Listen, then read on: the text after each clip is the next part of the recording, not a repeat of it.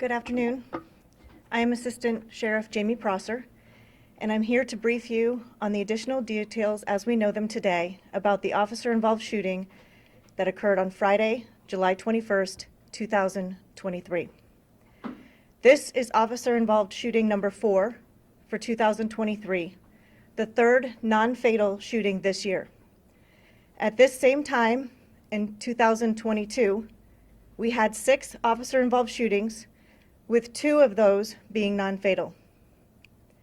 This event was initiated as a person armed with a knife on July 21st at 8:55 p.m. The officer-involved shooting occurred in the 2100 block of North Valley Drive, Las Vegas, Nevada. You can see the scene to my left. The involved officer is Officer Vladimir Butler. He is 29 years old and has been with the LVMPD since 2017. In this incident, Officer Butler was armed with a Smith & Wesson M&P 9mm equipped with a tactical light. The investigation revealed he fired 1 round during this incident. He is assigned to the Community Policing Division, Northwest Area Command. The suspect is identified as Dusty Porter.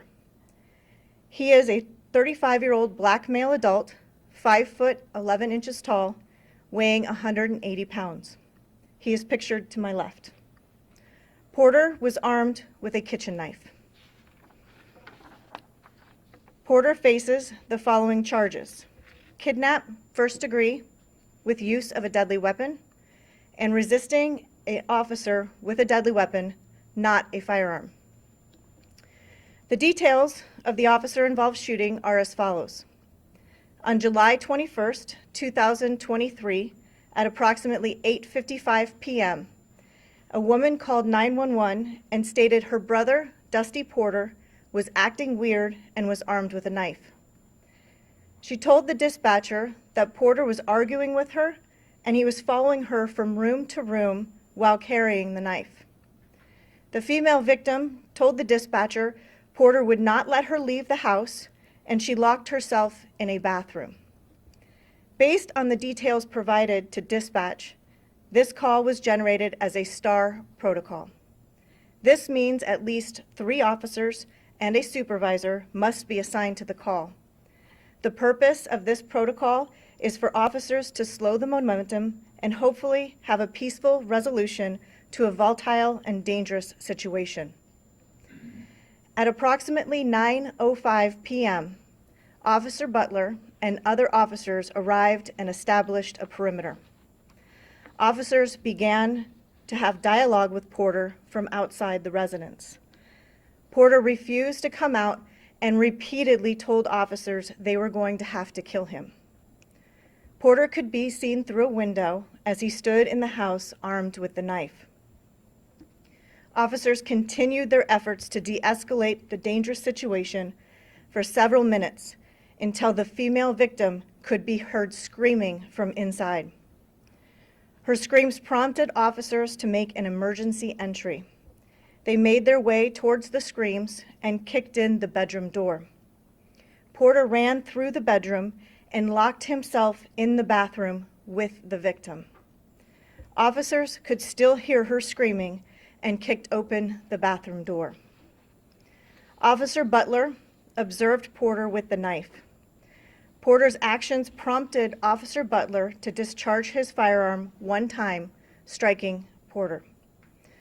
Other officers used an electronic control device, also known as taser, to take Porter into custody. He was taken to UMC Trauma, where he remains. Prior to being transported, officers tended to his injuries as they waited for medical personnel. Porter was booked in absentia for the aforementioned charges. We will now play the 911 call.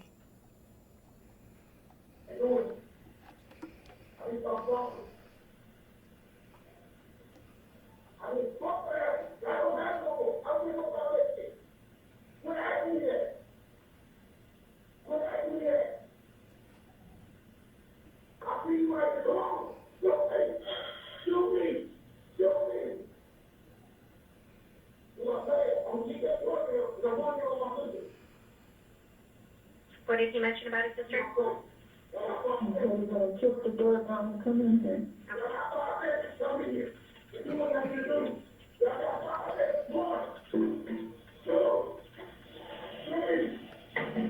What's happening?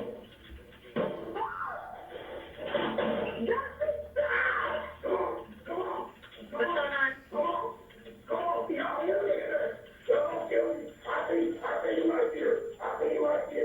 What's going on, ma'am?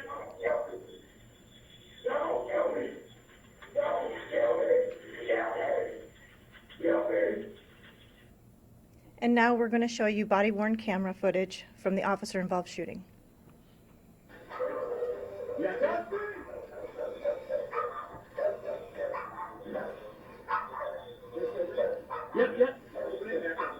Kick it, just kick it. Somebody get taser. Hey, we gotta go. Go. Oh. Go.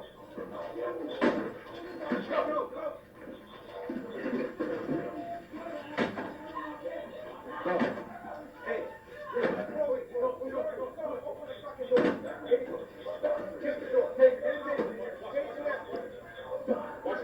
Watch it.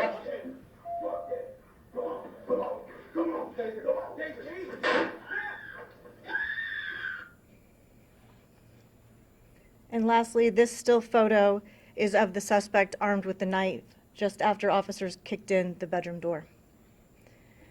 This concludes our briefing. Does anyone have any questions? Yes? What were some of the key factors that led to Butler's use of force in this incident? Well, you got to take into the totality of the whole situation. Female calls in saying that her brother's threatening to kill herself, kill himself. They arrive on scene. He's making the same threats to all the officers on scene. They did an amazing job, lots of restraint, attempting to de-escalate the situation. However, when he makes entry into that bathroom and now he has his sister held hostage, he's made numerous threats that he's going to kill her, kill himself, force officers to kill him.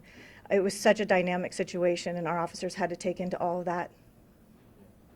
Yes? Two things. Have you been to that house before, and do you know if drugs were involved? I do not have those answers to those questions. The investigators might be able to provide that after this briefing, but I don't have that information on hand.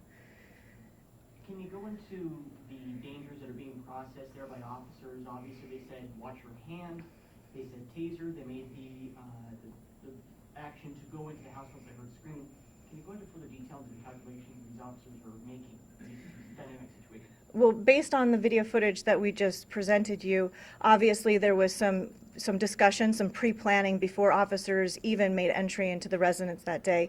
They obviously decided who was going to utilize which tool. They knew to have the taser available. It was unfortunate that he was able to get into that bathroom before we were able to use the taser when we entered the bedroom. It's one of those situations that our officers are unfortunately placed into on a regular basis where they have to make these split-second decisions. But luckily, because of our training and the ability to slow the momentum, to pre-plan, to come up with who's going to do what and how we're going to enter, it gives us a little bit more time. And So, to that, you said STAR protocol was how this was designated. Is that like a 5-alarm fire equivalent? What are the degrees of severity in terms of understanding what STAR protocol is? well, STAR protocol is often generated when if there's a danger, an armed subject, and it allows our dispatch to send multiple officers to include a supervisor, because oftentimes we find a supervisor can help slow things down, help with that pre-planning situation. So that's why this one was STAR protocol. Thank you so much.